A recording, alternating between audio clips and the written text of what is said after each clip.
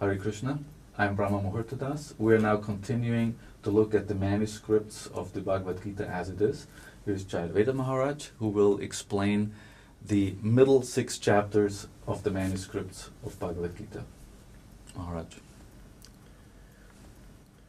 This is a typical manuscript page from the first 6 chapters of Bhagavad-gita as it is.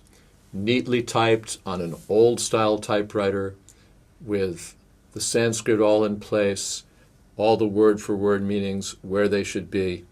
And it appears to me that this manuscript was typed, in fact, by Srila Prabhupada himself on a very old-style typewriter. And our first 6 chapters look like this, and neat all along, and then there's a big change. This is text 10 of chapter 7. From right about here, it seems that Srila Prabhupada got a dictaphone. And you can see, first of all, the lots of signs of how things have changed. Where we would have had Sanskrit, now we have these little blank parentheses that indicate something that the transcriber couldn't make head or tail of. So he just left a little space for it to be put in later. You see a lot of words spelled a little strange, parta with inverted word order, and a lot of the kind of errors that a typist sometimes makes if he's going fast. In the purport also you see, again, a blank left for Sanskrit, and you see that Srila Prabhupada here is not really writing, but he's speaking. Such and such means they're all different kinds of living entities, Just like the movable and the non-movable, just birds, beasts, man. They are moving, and there are other living creatures, just like trees and plants. They cannot move, they stand, but everyone, there are 8,400,000 species of life. Some of them are moving, some are not moving. That's speech. That's not Srila Prabhupada carefully typing, thinking and typing as he goes along. That's Prabhupada with a dictaphone now, speaking. And you can really notice the difference. The first difference is what Prabhupada is giving us. That is to say, it's speech rather than written composition. And the second difference is that you've got another person in there who doesn't really know what this Sanskrit is, who can't hear it properly and is leaving the spaces for it. And sometimes may also make an error in understanding the English. Sometimes he's abbreviating it, K for Krishna, lit for literature. So you see all these signs that indicate that now we're in transcription rather than Prabhupada typing. And this is how it goes for the middle 6 chapters of Bhagavad-gita. The manuscripts look like this.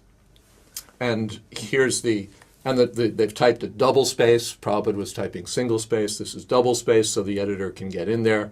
And we see some, looks like preliminary editing here, which may or may not in fact have been used. But it's typical of the kind of work that would have been done. Why did Srila Prabhupada, from one day to the other, switch to a dictaphone? Well, Gargamuni bought him one. Gargamuni Prabhu told me the story, how he was going past a store, and he saw this machine in the window, and he thought, well, maybe Swamiji could use this for his books.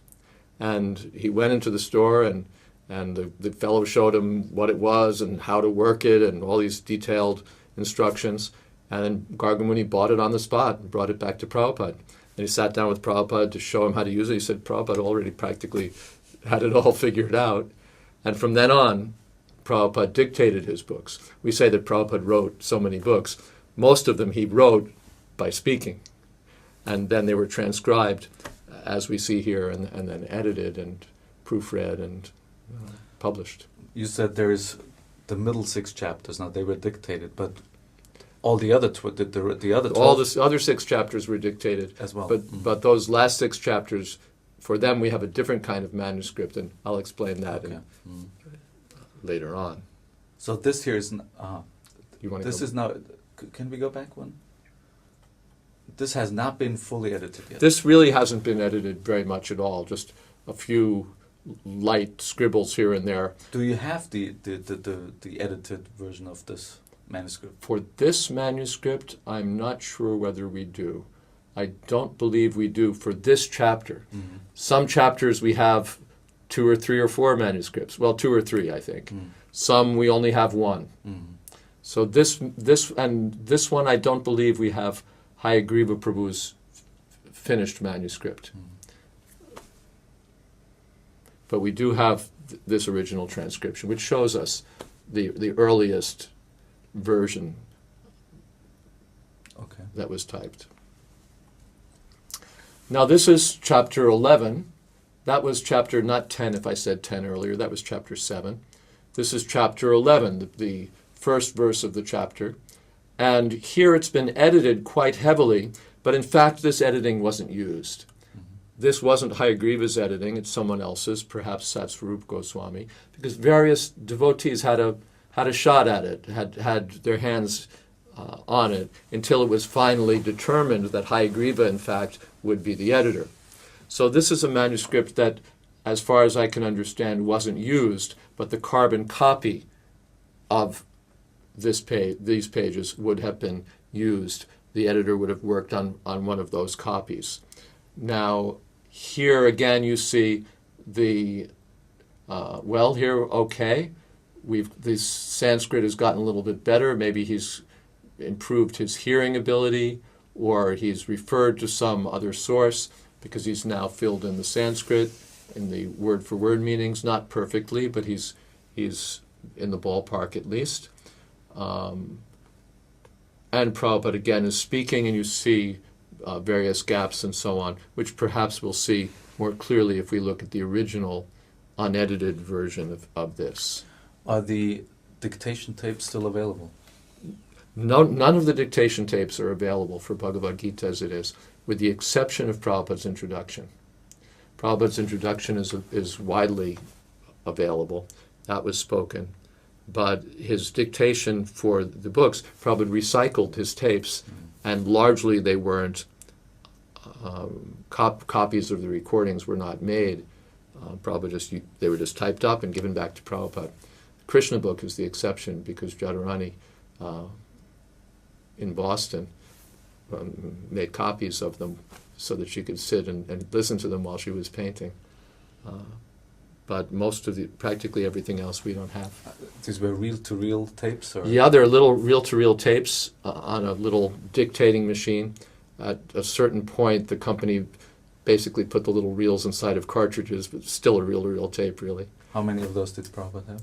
I'm not sure. It probably would have been someplace in the neighborhood of half a dozen. It wouldn't have been anything like 20 or 30 or 40. So he was using these tapes again and again. And as soon as tape was typed, he probably would be looking for it. Okay, now I have only 2 or 3, however many left. Where's that other one? Has it come back yet? He would be attentive to that. So these transcripts are as close as we can get to Srila Prabhupada's dictation. This is right, exactly. This is what the original typist heard. Who were the typists? There were various typists. Anyone who had a little typing ability may have been drafted into service. And the way it was told to me by Brahmananda Prabhu, the devotees had this little dictating machine which had a foot pedal and so on, and earphones. And the devotees, as they were accustomed to sitting on the floor, they'd sit on the floor and use their knees to work the pedal and give it a shot. And some of them did a few pages, some of them did more, but no one really turned out steady. Hayagriva was a good typist, but he wasn't the kind of person for sitting and typing. He was editing. So, but finally a fellow came who was a student at Antioch College is it Ohio? I think it's Ohio, in America. And he was on a sort of work-study program, participant observer. So he came to the storefront and he volunteered to type these manuscripts. The devotee said, we have these manuscripts, do you know how to type? So he innovated. He got himself a couple of crates and put a board over them and put a chair in front of them and actually worked the foot pedal with his foot. So, and he was a good typist. he wasn't necessarily a good hearer of the Sanskrit, and hearing Prabhupada, even Prabhupada's English was sometimes difficult, but he was apparently good and steady and did a lot of the typing. Would the editors, for example, Hayagriva Prabhu, listen to the dictation to check the fidelity of the typing? I don't really know, but I've never heard that he did. And I never heard from Hayagriva that he did that sort of checking. And that was the sort of thing that was later introduced. Even when I was typing Srimad Bhagavatam, there was no such checking of the typist.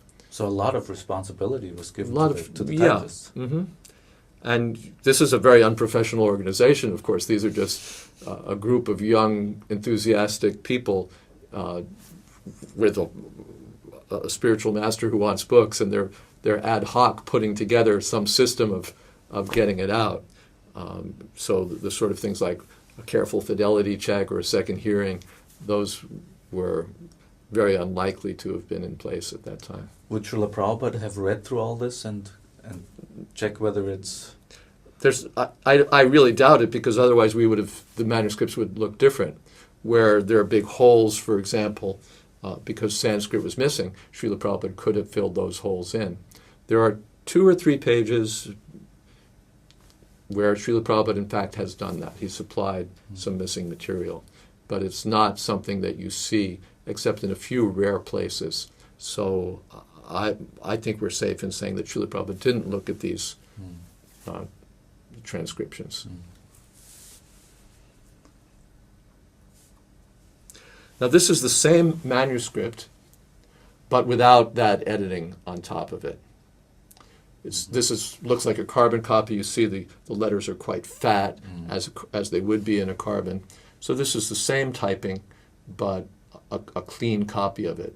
And here you can see some of the features. You can see especially that the Sanskrit verse has been left out there, another Sanskrit verse has been left out there. So this is a typical. What would the editor do manuscript. now with these blank spaces? How does he know which verses? Well, chances are, and probably if we looked back at the finished book, we'd see he'd look at it and say, well, there's not anything I can make of this, and he would typically cross it out, unless he had some way to. Here he has a reference point because it says in this chapter beginning. Well, he doesn't really have a reference point, because it's not beginning from verse 1 and ending with the last verse. Oh. It's beginning somewhere in the middle and going on, Oh. if this is chapter 12, till the end. But he has no way of knowing that. And again, if he'd asked Prabhupada, then it might have been filled in, but then he must not have, because it hasn't been Did completed. they sit together a lot, Srila Prabhupada and Hayagriva Prabhu, to do this?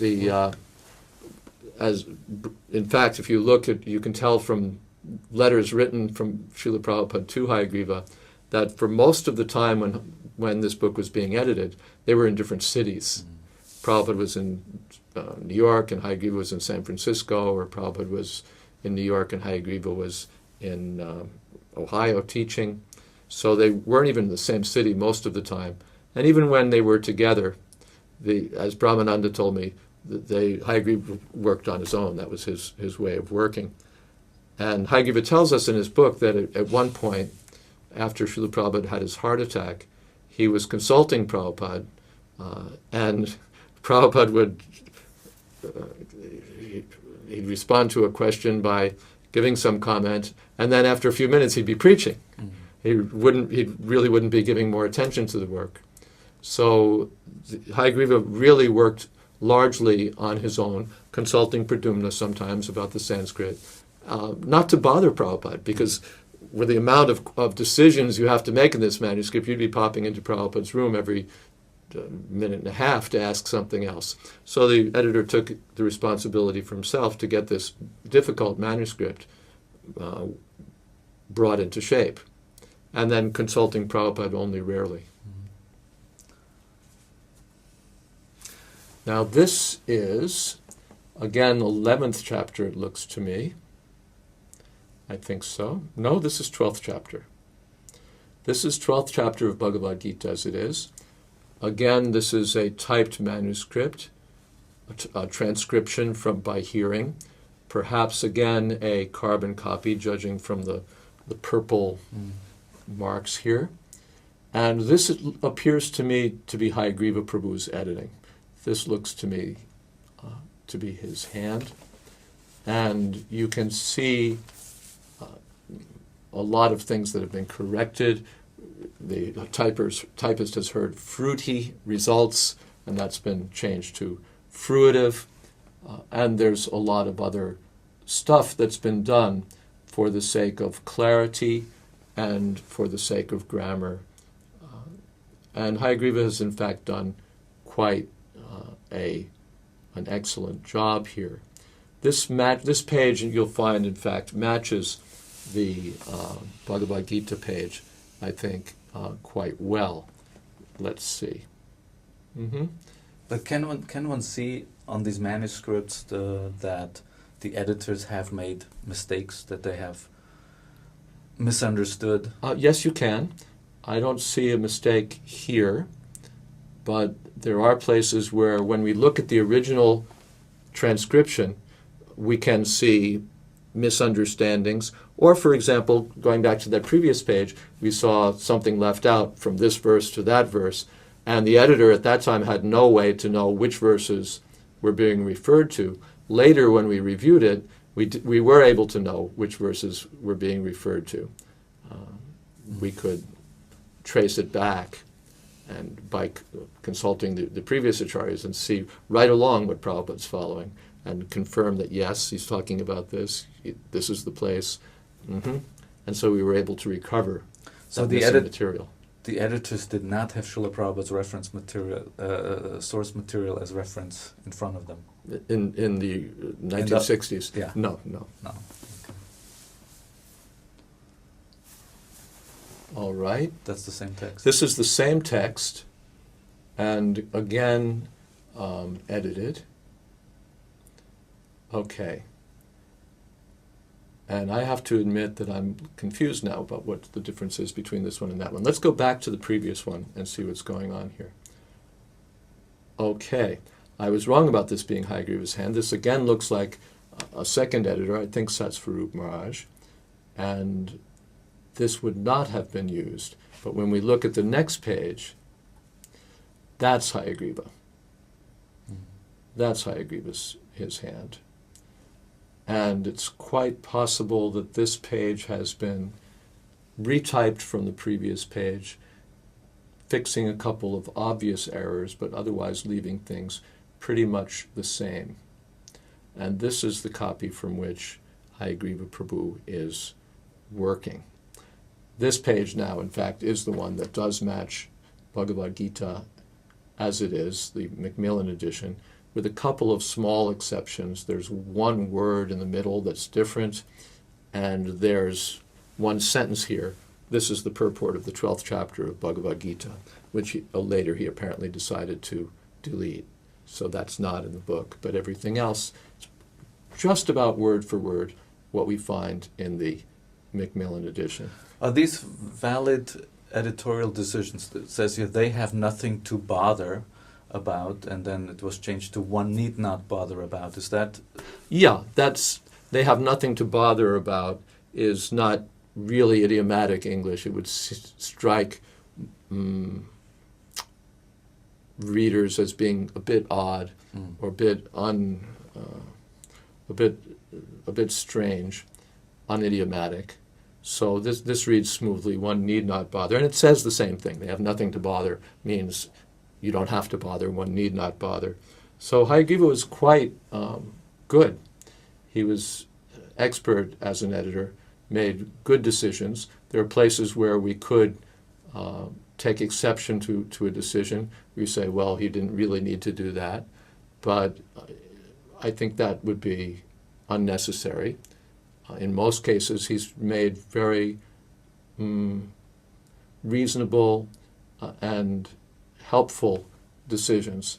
There are places where you'll find very definitely that he's misunderstood something or that he's left something out because he couldn't get to the bottom of it, couldn't figure out. Left it out, mean Deleted it, yeah, where given the amount of ambiguity at the time and having no way to penetrate that ambiguity, well, all right, let's just delete it and go on, otherwise we're never going to see a book. And that was Prabhupada's, the main instruction, did he look over this manuscript? The main instruction that I saw from Prabhupada, when is the book going to come?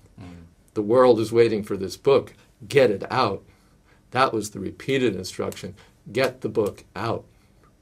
And Prabhupada was less concerned with he wouldn't have gone and said, well, Hayagriva, do you think we need to change? They have nothing to bother to, one need not bother. That was up to Hayagriva. And again, he did quite an excellent job. Okay. So this is how the manuscripts look from just about the beginning of chapter 7 all the way through chapter 12. It's this transcription or a retyped version of the transcription. You can really see what's going on, what Prabhupada said, what the editors did. There's a lot of ability to penetrate back. If you see a problem or something that doesn't look right in the book, you can go all the way back to the original transcription and see what's going on. You can see what the typist put and what the editor worked with. So you have a lot of additional data, a lot of additional information available in these middle 6 chapters, as you do with the first 6.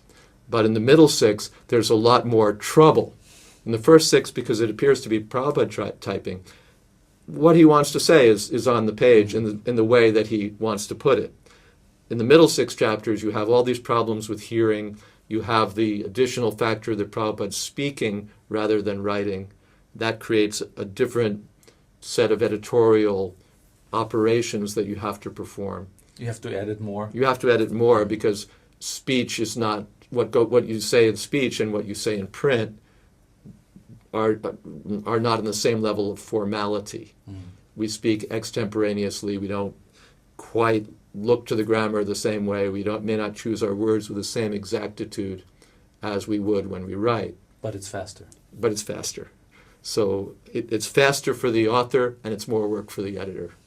So Hayagriva had a lot of work to do here, and again he did a great job of it, and we're all in his debt. So the next installment will be part 3. Part 3. The last 6 chapters. Yes. Okay. Thank you, Maharaj. Thank you very much. Hare Krishna.